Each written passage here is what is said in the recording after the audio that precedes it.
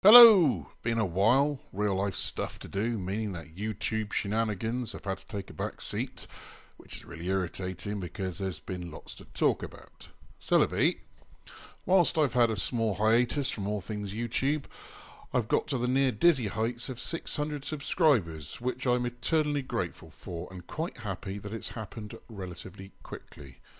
What I will say is, check out the rest of my videos and see what else I waffle on about, because there's massive views for one or two videos, and some of the others, not quite so much.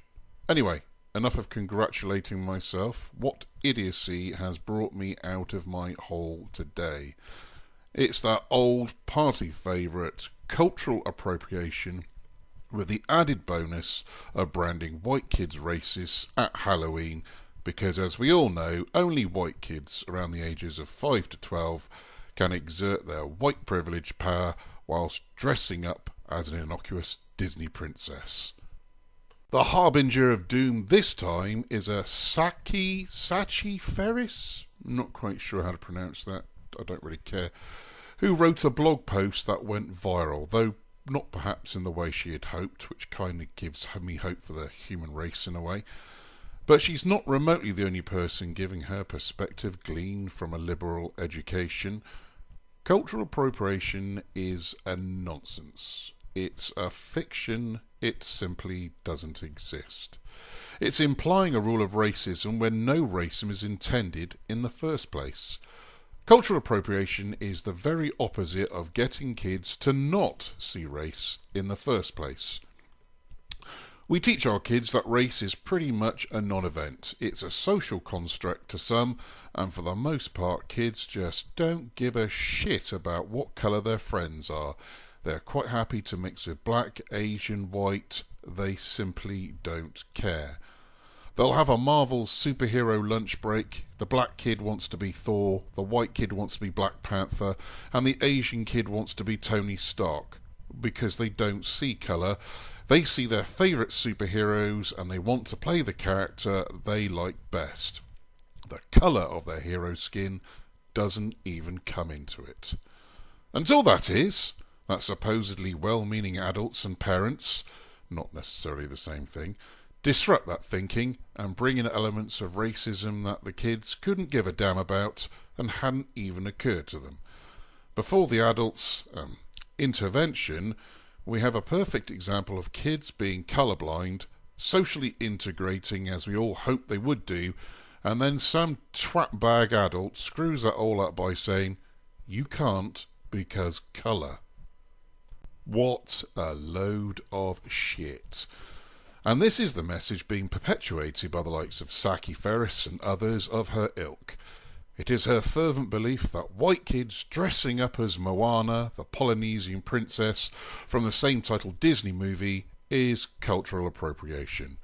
But the madness doesn't stop there. Oh no, because when the alternative is the white princess Elsa from the movie Frozen, that is a combination of white privilege and power. Sorry kid, looks like only Olaf the Snowman is safe enough for whatever space you're walking in. This is where the likes of Sachi Ferris is completely wrong. Cultural appropriation suggests an attempt to steal something and to not give it back, or at the very least is attempting to be disrespectful to the culture. Girls want to wear these Moana costumes at Halloween because they like the character, and I would have thought that any right-minded parent would be happy with that.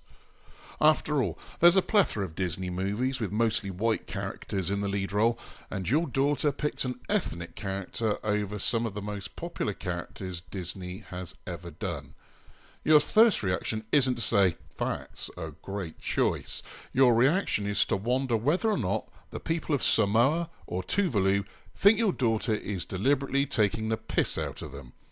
That doesn't sound like a nurturing and encouraging thought process. Why would Samoan people have a problem with your daughter dressing as Moana? Have you actually asked them for their opinion, or are you assuming their outrage? That's kind of catchy, that. Assuming their outrage. Wonder if it'll catch on, but probably not. Disney has basically just opened up a whole new world to kids that they probably didn't know about. I'm guessing tourism in the Polynesian islands has gone up, but I would hazard a guess that people from those same Polynesian islands are happy to see their culture reflected and, more importantly, enjoyed. But why is it that the likes of Saki Ferris is only content to draw the line at clothing and fancy dress and Halloween? What about food? Food is as big culturally as clothing is. Some would suggest more so. So any time we as whitey go out and order Chinese food or Indonesian food, are we not culturally appropriating? Of course we're not. But by the logic of Saki Ferris and co, yes, we most certainly are. But their outrage doesn't extend that far, because the entire world of commerce and trade hasn't cared for hundreds of years, and doubtless will care even less in the hundreds to come. The likes of Saki Ferris give the impression that they want their kids to grow up to not judge others by colour of their skin, and then go on to tell them the things they cannot do because of the colour of their skin. You literally cannot have it both ways.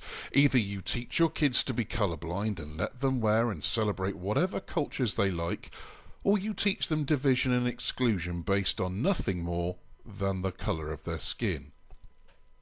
Saki Ferris describes herself as white Jewish woman of Russian, Polish, Lebanese, Syrian and Cuban descent. Sounds like she's trying too hard to be all things to everyone, but the important thing is she's white. Why is it important? Well, it's actually not that important, but what she emphatically isn't is Samoan, or from anywhere that can be construed as from the Polynesian area.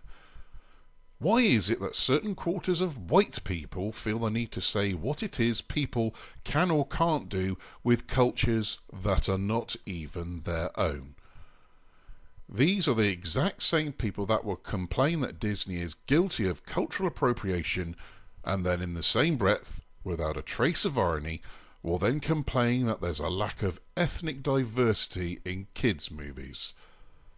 People cannot win or be taken seriously with that mindset, determined to find fault where none is intended or seen by others.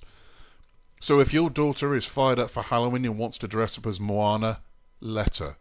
Let kids be kids, let them truly be colourblind, and if anyone suggests that your white 6-year-old daughter is showing their white privilege and power, politely remind them that it's a 6-year-old and laugh at them. Cultural appropriation is a myth. Find something productive to vent about, for fuck's sake. Bye now.